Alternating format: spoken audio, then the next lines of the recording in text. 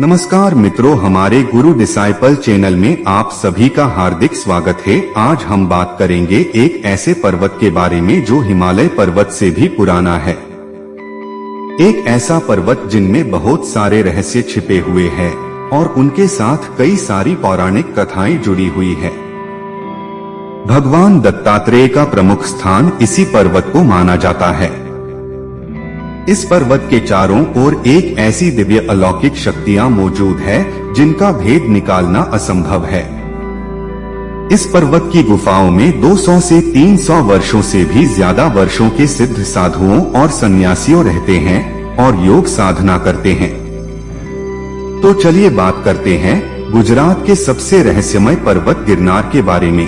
साथ ही जानेंगे उसके इतिहास और रोचक तथ्यों के बारे में। गिरनार ज्वालामुखी द्वारा बना हुआ पर्वत है। गिरनार पर्वत गुजरात राज्य के जूनागढ़ शहर से 5 किलोमीटर दूर 5 पर्वतों का समूह है। इस पर्वत के कुल मिलाकर 9,999 सीढ़ियां हैं। इस पर्वत के कुल 5 शिखर है, जिसमें गोरख जी की 3,600 फुट, अंबाजी की 3,300 फुट, गौमुखी की 3,120 फुट, जैन मंदिर की 3,300 फुट और माली पर्वत की 1,800 फुट की ऊंचाई है, जहां पर 84 सिद्ध साधुओं और 9 नाथ विराजित है। पौराणिक साहित्य की एवं हमारे हिंदू देवी देवताओं की कथाएं इस पर्वत के साथ जुड़ी हुई हैं। वैदिक ऋषियों में से भृगु और च्यवन ऋषि की कथाएं, महाभारत की पांडव कथा, श्री कृष्ण कथा और अश्वत्थामा कथा, रामायण की श्री राम लक्ष्मण और हनुमान जी धारा की कथाएं तथा पुराणों में शैव कथा, शाक्त कथा, मृगी कथा, मुचकंद कथा, रेवती कथा, भूत प्रेत से संबंधित काली महाकाली कथाएं, पांडव गुफा और कालिका, सती अनुसुया से संबंधित और कहीं सारी पौराणिक कथाएं गिरनार से जुड़ी हुई है।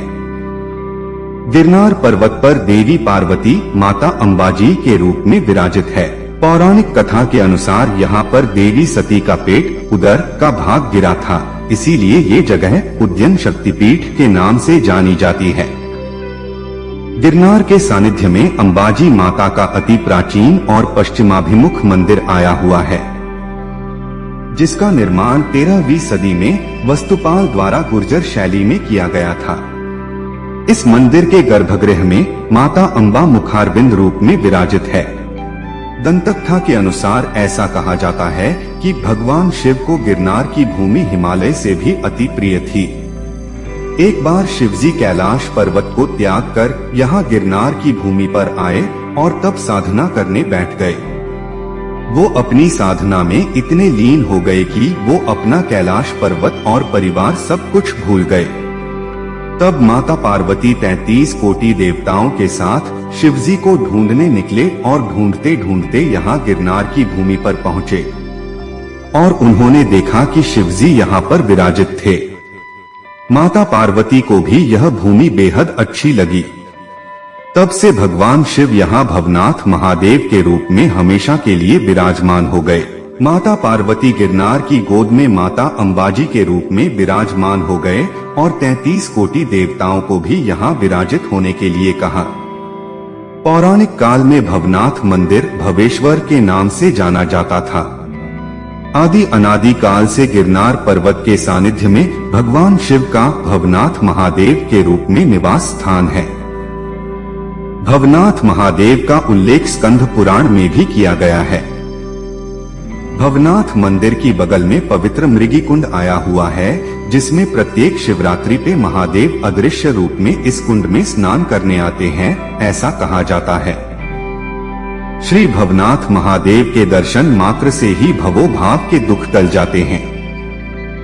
गिरनार पर्वत के प्रवेश द्वार समान भवनाथ मंदिर के गर्भगृह में एक स्वयंभू भवनाथ महादेव का शिवलिंग है और उसके बाजू में दूसरा एक शिवलिंग है जो चिरंजीवी अश्वत्थामा द्वारा स्थापित किया गया था।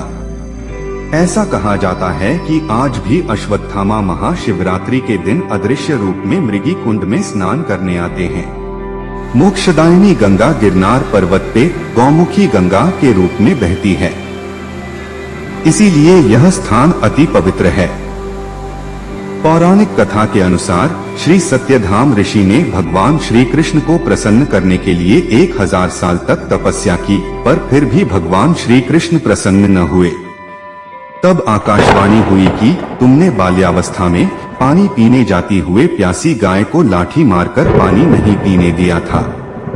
इसी पाप के वजह से मैं तुम्हें दर्शन नहीं दे सकता। यह सुनकर जब ऋषि ने देहत्याग करने का विचार किया, तब फिर एक बार आकाशवाणी हुई कि तुम रेवत गिरनार पर जाकर तपस्या करो, तुम्हें पापों में से मुक्ति मिलेगी। आकाशवाणी सुनकर ऋषि ने रेवत पर्वत जाकर 1000 साल तक तपस्या की। तपस्या से प्रसन्न होकर माँ अम्बा ने दर्शन दिए और इसके साथ ही ऋषि ने माँ गंगा की स्तुति की। तब माँ गंगा गौमुखी में से प्रकट हुए। ऋषि ने इस गौमुखी गंगा के जल से स्नान किया और अपने सारे पापों में से मुक्ति पाकर उसने वैकुंठ में वास मिला। गिरनार स्थित बहती गौमुखी गंगा में स्नान करने से स्वर्ग के कल्पवृक्ष समान सुख और पुण्य मिलता है। जय श्री कृष्ण। जय गिरनारी बाबा की जय।